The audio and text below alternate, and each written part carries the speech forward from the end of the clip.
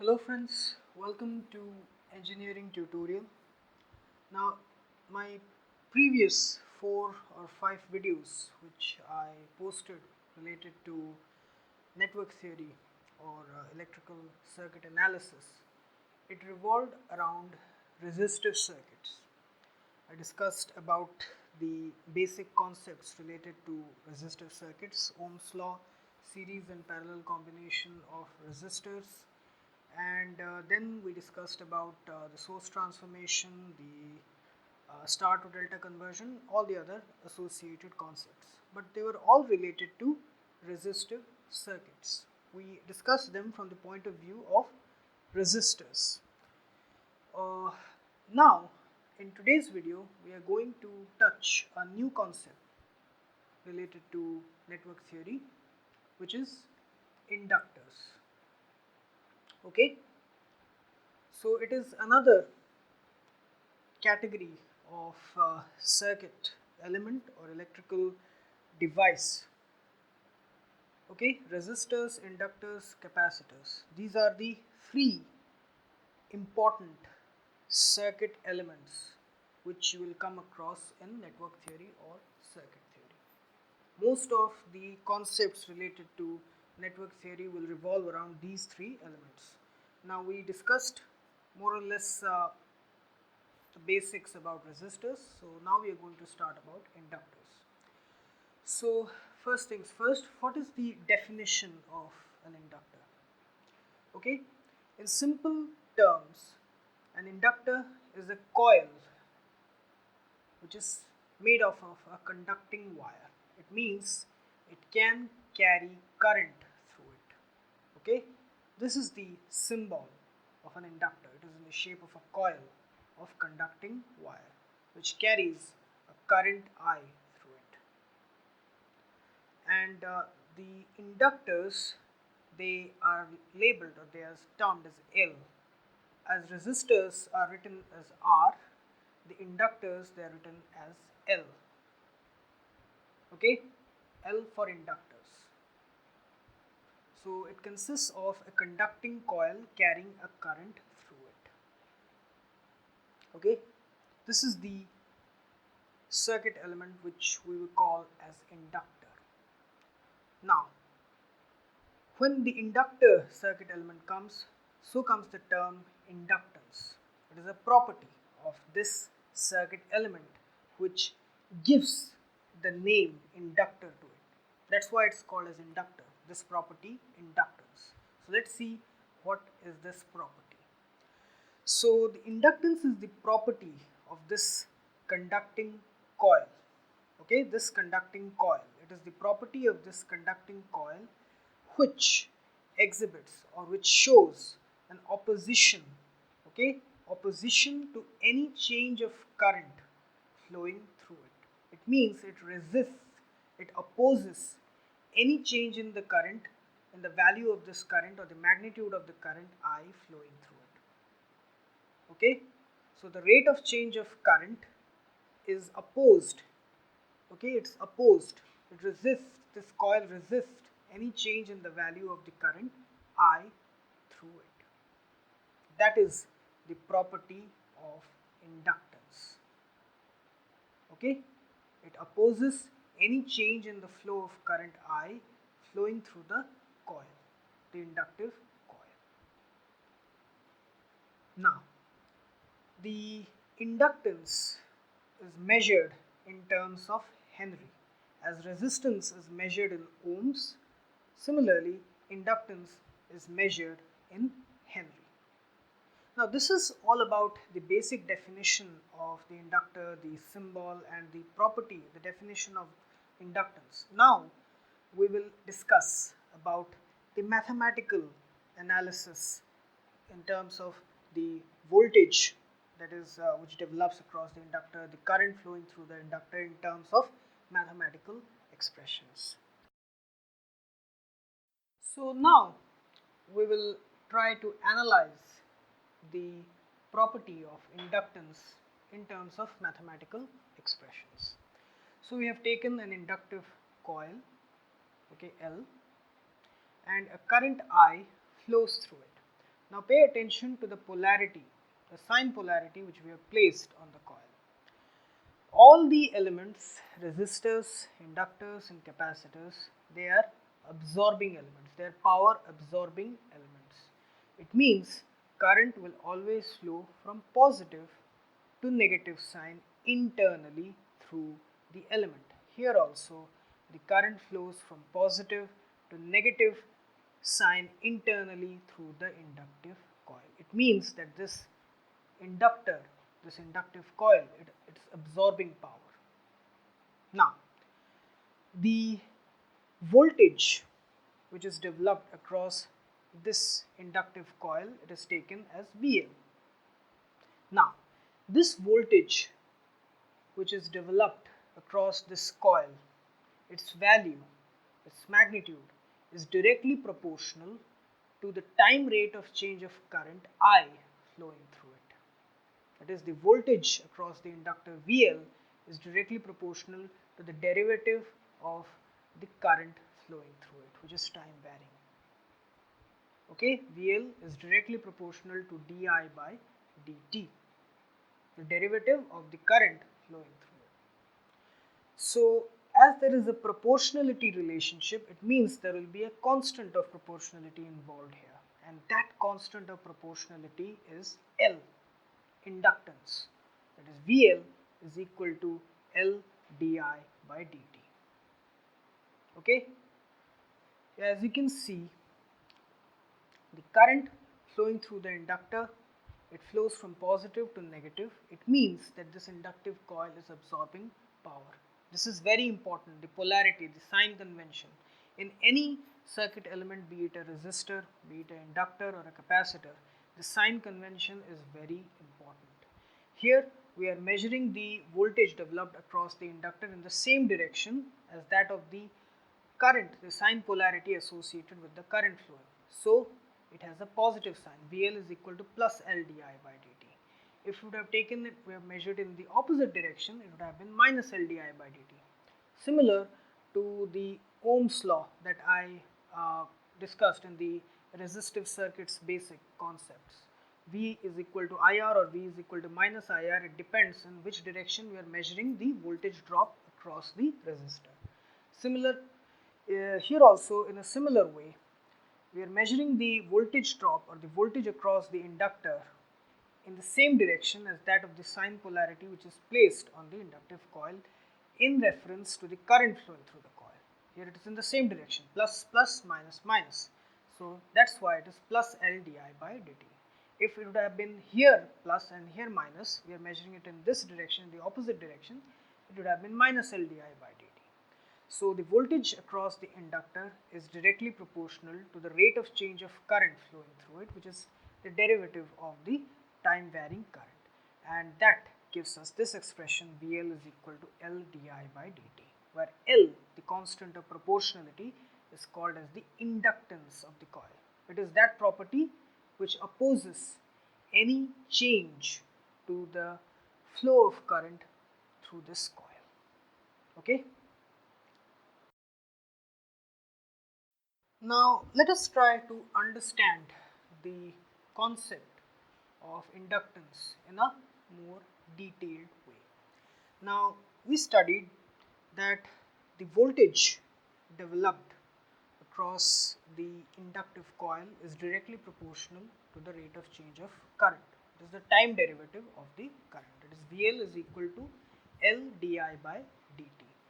It means that the inductance L is equal to VL by di by dt.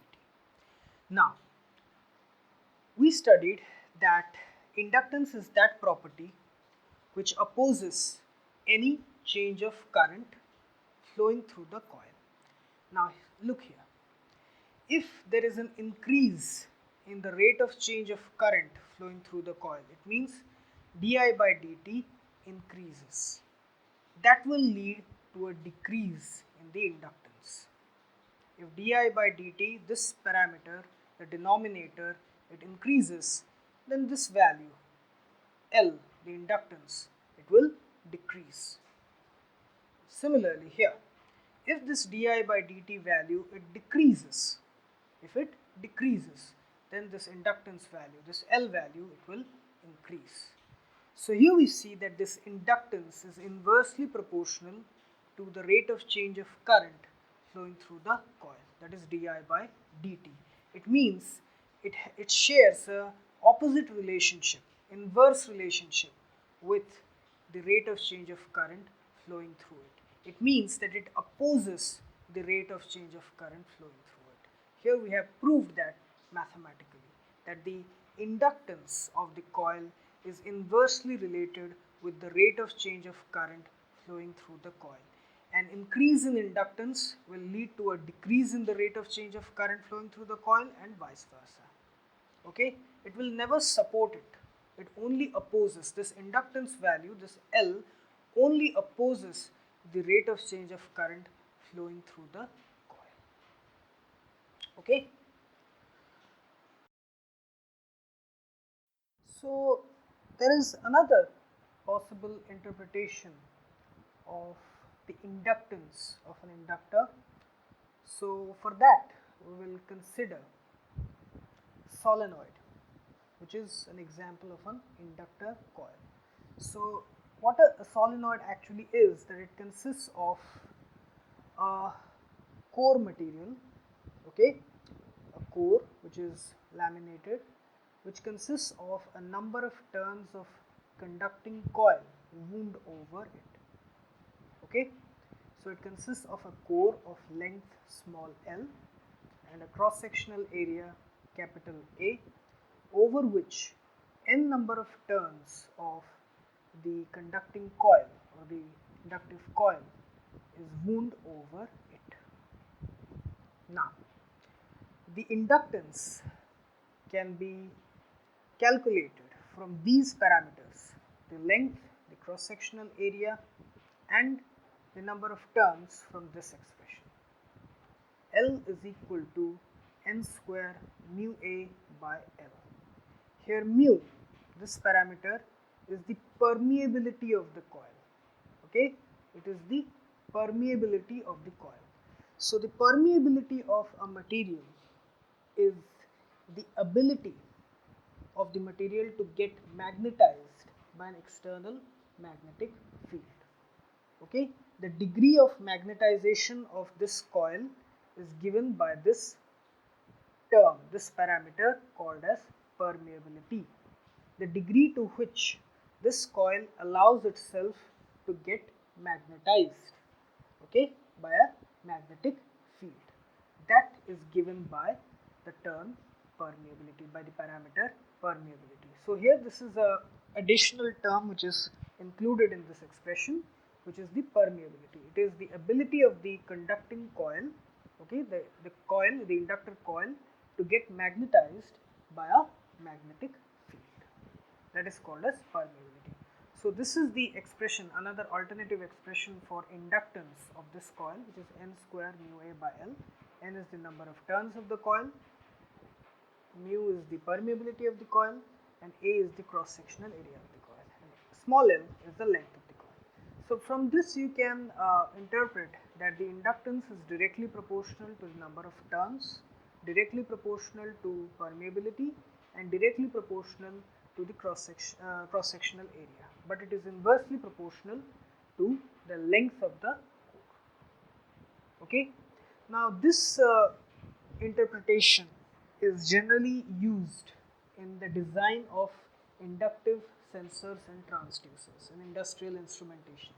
So this definition is not much used in circuit analysis, in circuit theory. It is very less used. It is more used in instrumentation, in industrial instrumentation, for the design of inductive transducers and sensors. Okay, but still we should know all the expressions of inductance as we are studying it.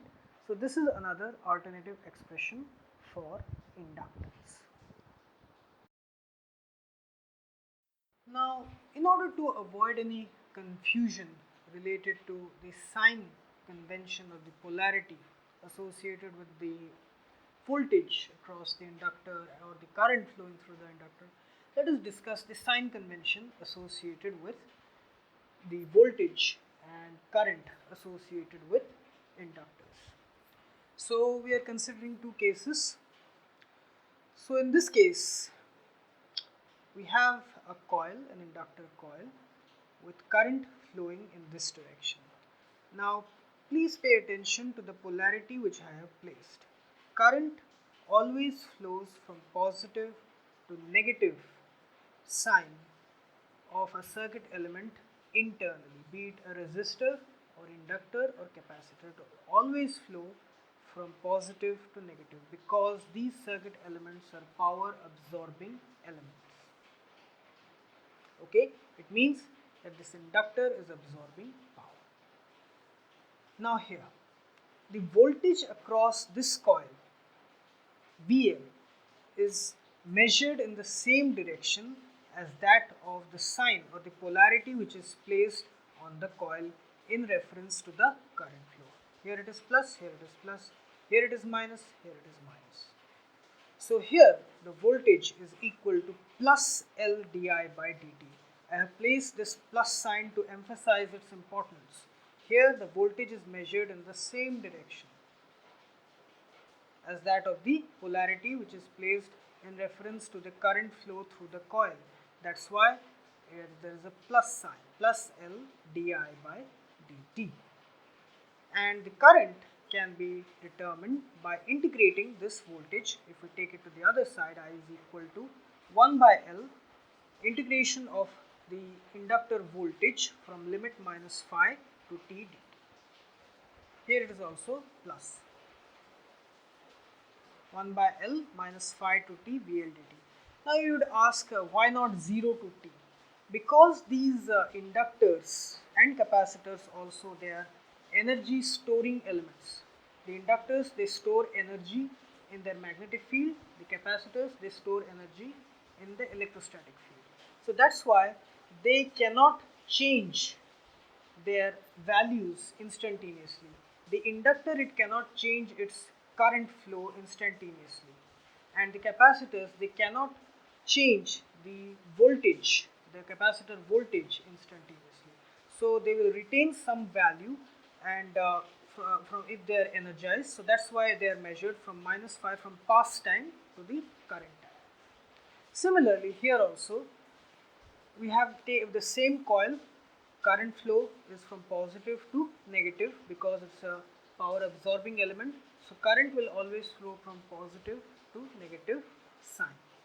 But here the voltage across the inductor, it is measured in the opposite direction, from positive to negative, from this side, from right to left. Here it is from left to right, here it is from right to left. So here this is plus, but here it is minus, here it is minus, here it is plus. So it is measured in the opposite direction as compared to the polarity which is placed on the inductor coil in reference to the current flow direction. So here the voltage across the inductor will be minus L di by dt. Here it was plus L di by dt, here it is minus L di by dt. Similarly, the current will be minus 1 by L integration of inductor voltage from limit minus phi to t dt. Here this minus sign will come because we are measuring the voltage in the opposite direction to the polarity which is placed on the inductor coil in reference to the current flow through the coil. This thing is constant, the stop side. Current will always flow from positive to negative. Here also current is flowing from positive to negative internally through the coil. But the direction in which we are trying to measure the voltage, it is in our hand, it is our wish. We can measure the voltage from this side to this side, or we can measure it from this side to this side. So depending on the direction in which we measure, there will be a plus or minus sign appearing on the voltage across the coil and the current flow through the coil. So this is very important while solving numerical problems related to inductors or resistors or capacitors. The sign convention is very important. Otherwise, our answers may come wrong. The magnitude may be correct, but the sign will be opposite, will be wrong. So it's very important to pay attention to the sign convention, be it a resistor, be it an inductor or a capacitor. So here we have discussed some of the basic concepts related to inductors, and I hope you like this video, and please subscribe my channel Engineering Tutorial for more such videos related to electrical, electronics, instrumentation and communication engineering. Have a great day. Thank you very much.